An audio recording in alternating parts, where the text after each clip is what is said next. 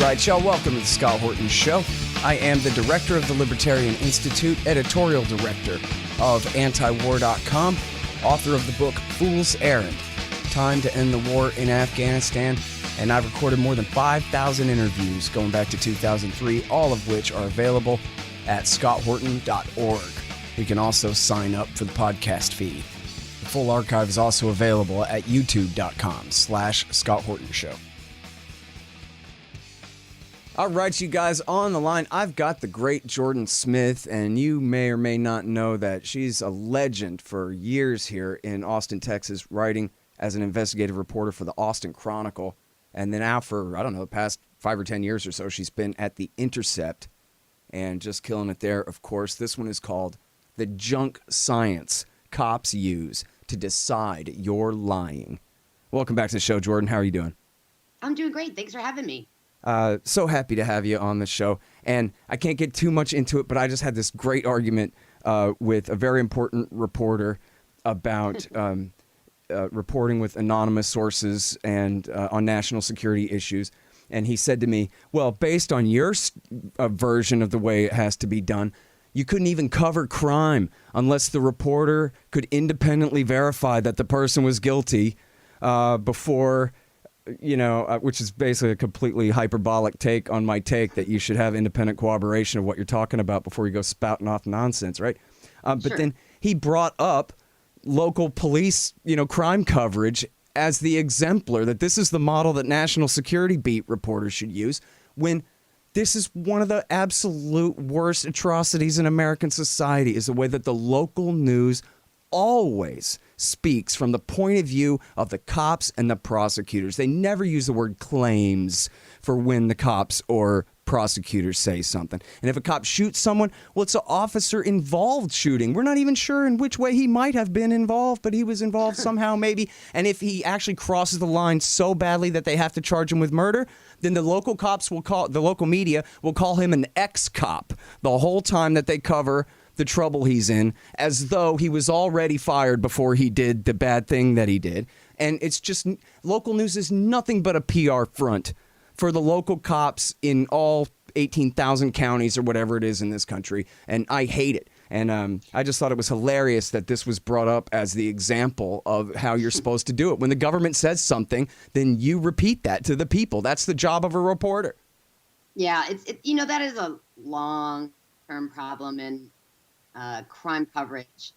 There's just a lot of local reporters are very beholden to their institutional sources. And what ends up happening, I've actually had a situation where I was talking to, I can't remember if it was a district attorney's office or it might have been the U.S. attorney's office here. And I was questioning them about something. And they basically told me, stop biting the hand that feeds you. And I said, excuse me, you work for me. I'm doing my job. Right. But, they do take it face value, and precisely because of threats of access, right? But I would rather not have the access and say, look, the DA won't talk to me, and that you should know that, right? Because I'm asking them questions they don't like. You should know that.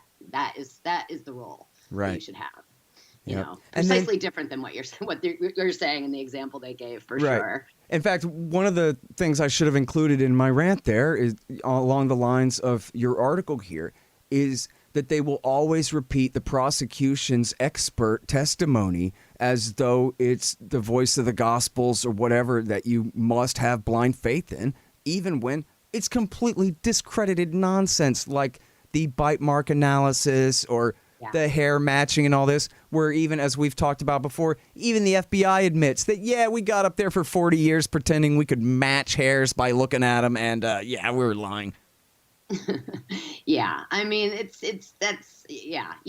have a passion for junk science. So, in this scenario, when the BlueLeaks hack came out, I just I'm going to poke around and see what's in there that might be, sort of next to my heart. And I first started searching for read technique because, not that I was going to be shocked, like there's gambling in Casablanca, shocked.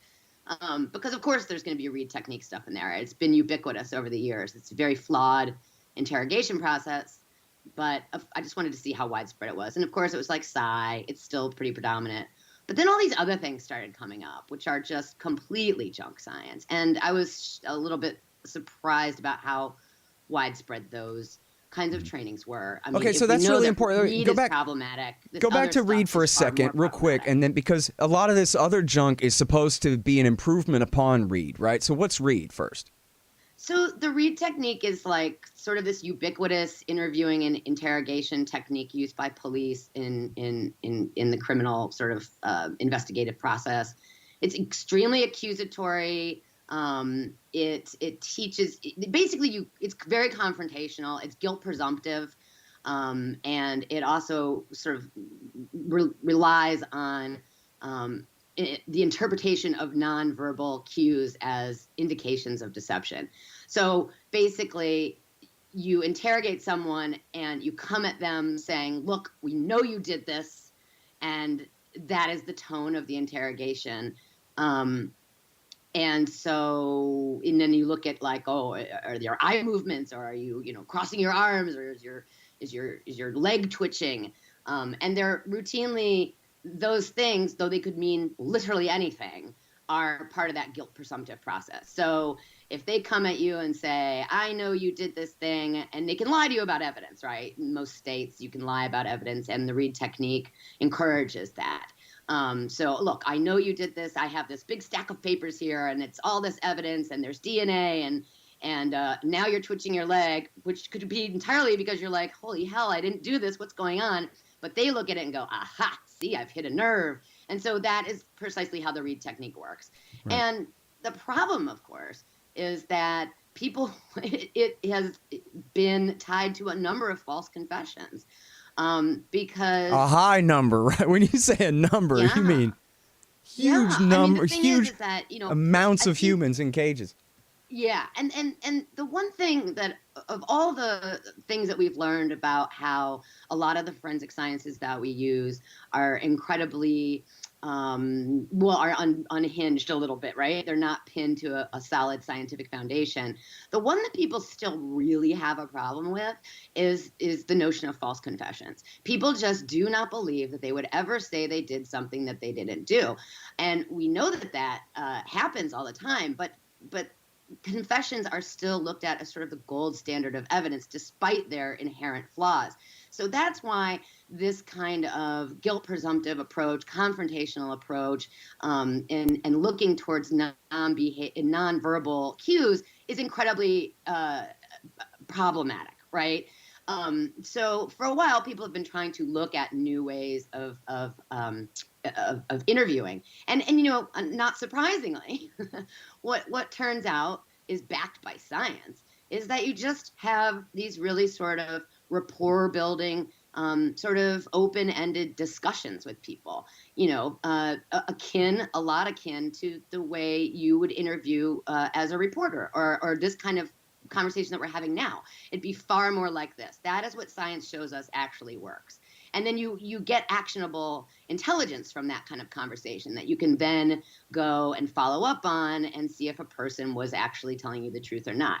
And that is what science tells us is the way to go. But what we can see from the BlueLeaks hack is that is not the predominant sort of way in which trainings are being offered to law enforcement in this more open style. There are a few flyers in the hack that I've been able to find that do, kind of use this more science-based conversational approach and offer that training. But the majority of them are really Read style or completely related to nonverbal behaviors, and that's really disturbing to people who the sort of social psychologists who are leaders in this field, because you're peddling junk to a group of people, police and other kinds of law enforcement, who obviously wield a tremendous amount of power over individual liberty. Mm-hmm. And if they're being told that if you look left when they ask you a question that you're lying, and they believe that, we're in trouble. You know what I mean? Right. And this is just total voodoo nonsense. I mean, this means nothing, Yeah. right? I mean, you say, for example, crossing your arms.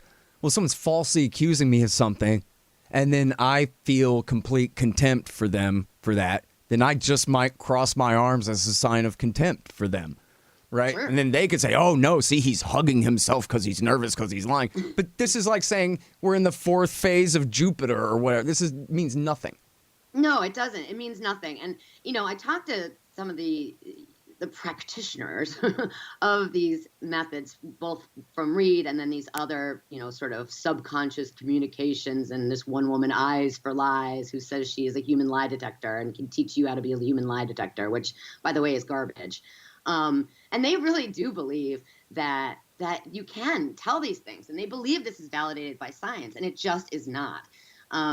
I think one of the funny things, to me it's funny, although it shouldn't be amusing, is that they really have a feedback loop here. So, for example, they say, well, you're right. I should not look at nonverbal cues in isolation to decide someone's lying. It has to be sort of context-based.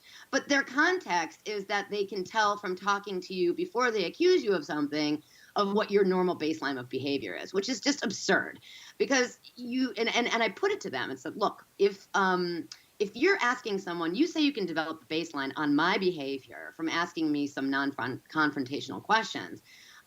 You don't know me, though. You can't know me. You don't know what my history with law enforcement is, if I have had bad, experiences in my past, which would make me, feel a certain way towards you, regardless of how you're speaking to me. Or there may be sort of cultural norms, right? The way people behave, and you can't possibly know that. So the idea that you can get context, right, for you can set sort of a baseline and have a context for interpreting these nonverbal cues, it's just bogus. It's just bogus.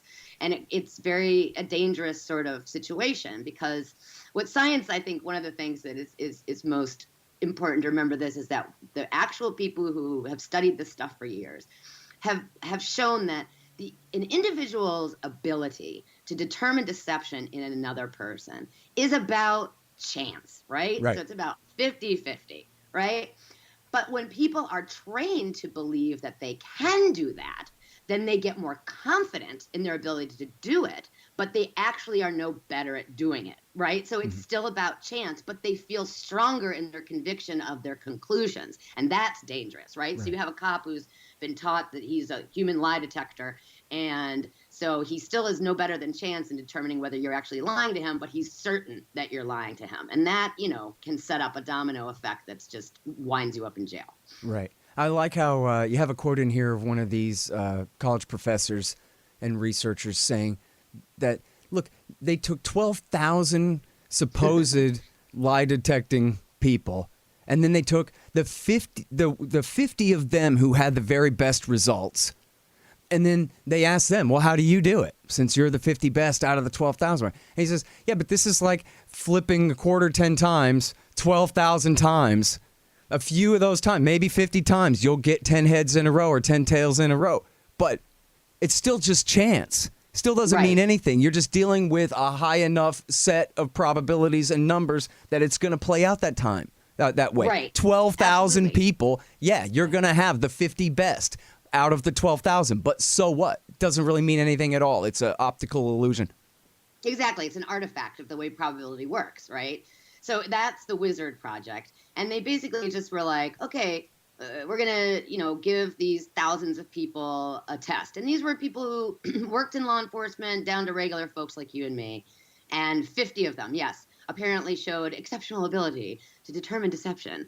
And then the idea was they're going to reverse engineer that, right? So they're going to look at, what do these people have? And then, this woman, Renee Ellery, was one of those 50 people. And she is certain, she is absolutely 100% certain that she is exceptional at determining deception in others. I mean, she truly believes it, and was very offended by my inquiries about it. Right. And the thing is, she goes around making a lot of money teaching cops these things, but it almost like a psychic, hey, I'm talking to your dead grandmother right now. Was there a concern about the money or what? Like this cold reading stuff. No one ever puts them to the test. No one ever says, okay, you're so smart, we're paying you $50,000 for this seminar. Let's see you do it. My dog just died. Am I lying or not? Right? Tell me.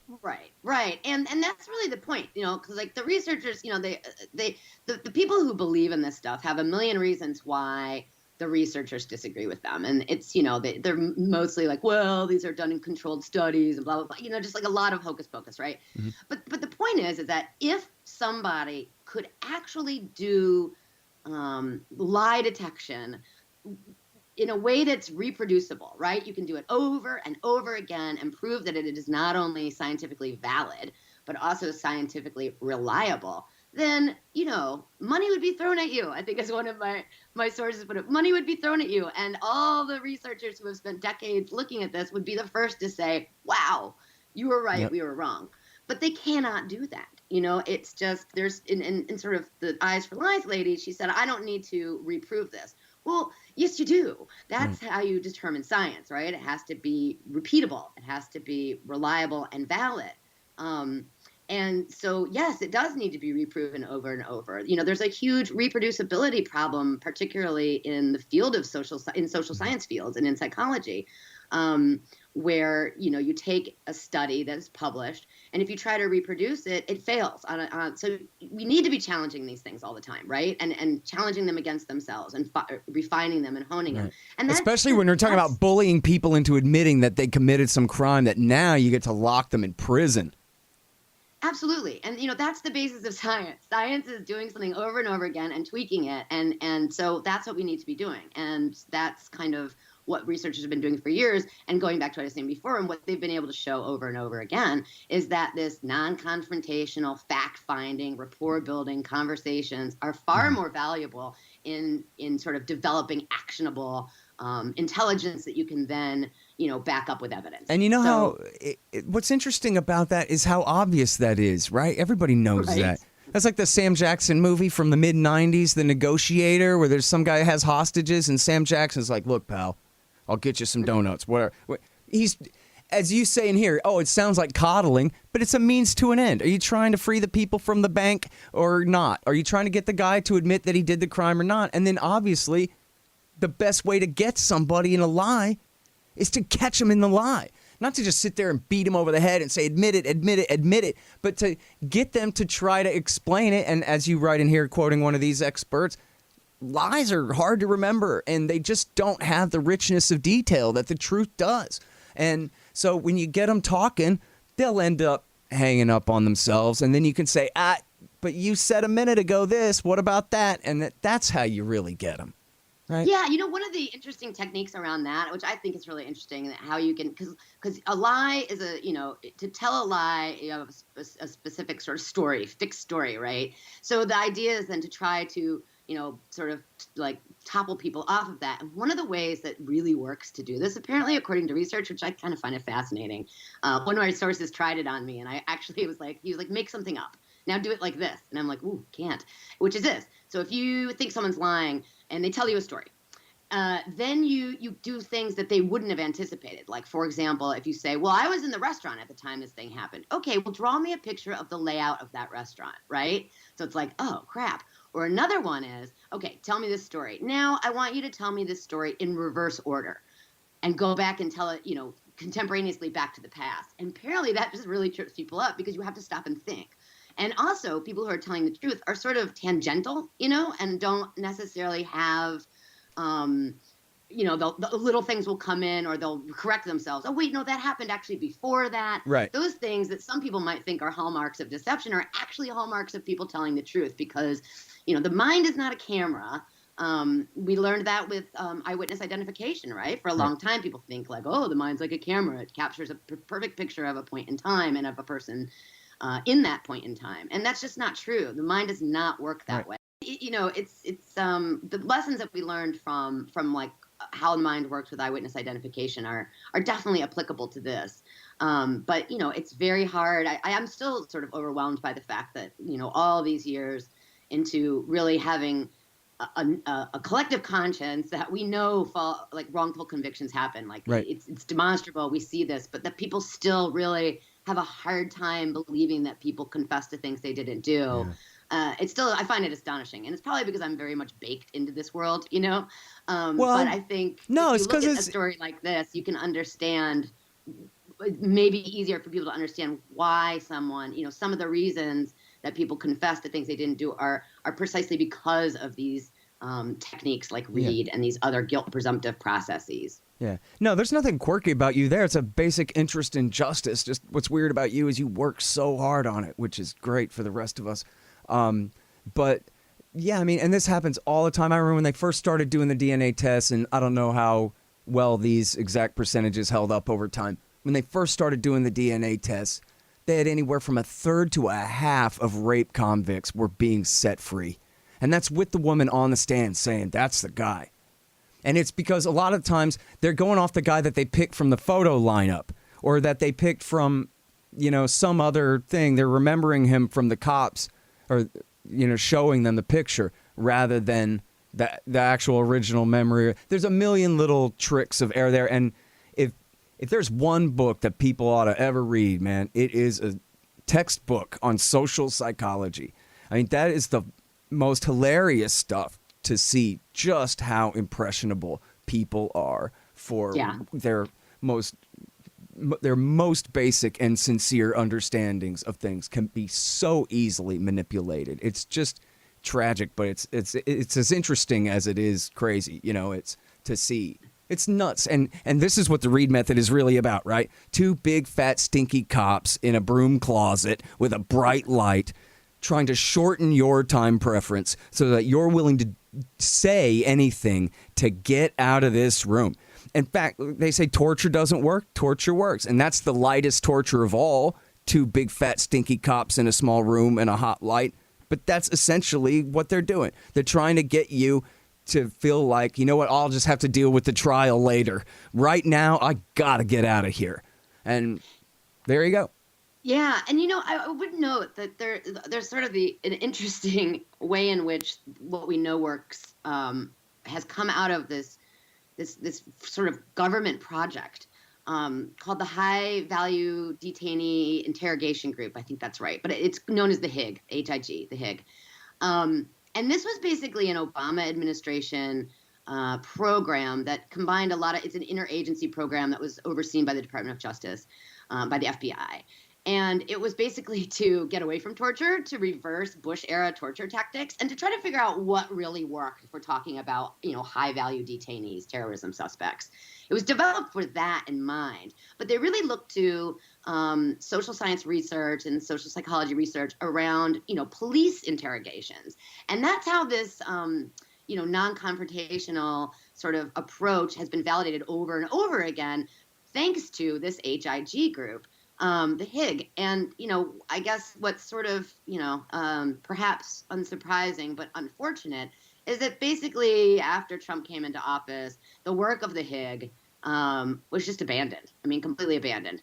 I guess that's not terribly surprising since they, also sort of shuttered everything that was going on under the DOJ that was trying to look at forensics reform.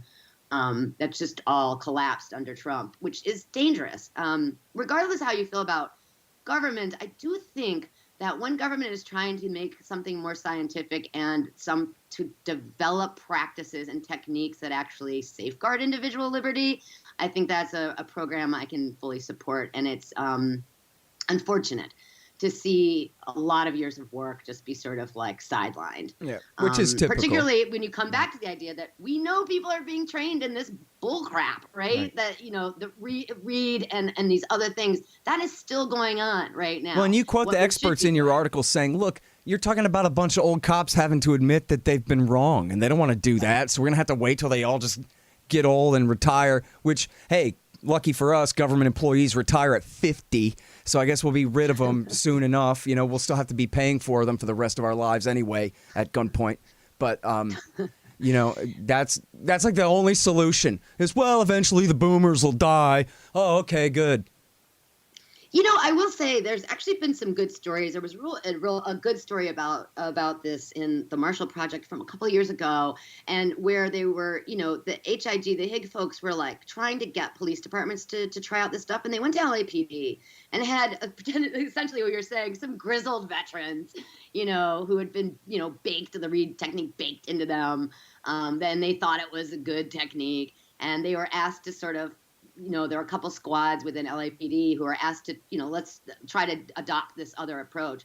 And of course, they were all skeptical at first, as you would imagine, but came away from the experience realizing just how valuable it is and how much more valuable it is precisely because it does not induce false confessions, right? Like, so the idea is to get to a point where we can have like the greatest level of success, i.e., obtaining the information that helps us close a case, but while also not creating wrongful convictions, right? And so it's trying to find that balance point. And to date, this sort of open-ended interviewing style of interrogation and interviewing, just it works. Yep. And that's what we need to be doing.